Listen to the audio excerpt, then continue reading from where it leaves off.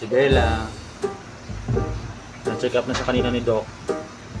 Sabi ni Doc, for the meantime, cage lang daw muna siya, sa kulungan lang daw muna siya, bawal daw siya maggalaw-galaw, bawal siyang ipaglaro muna.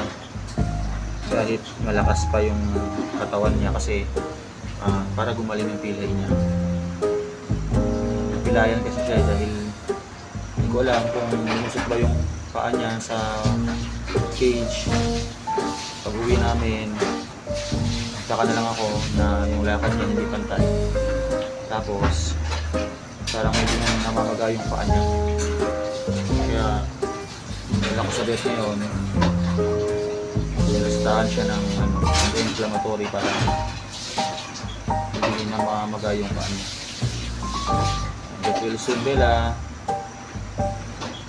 Pinalagyan na rin ni Doc ng sa pin sa cage para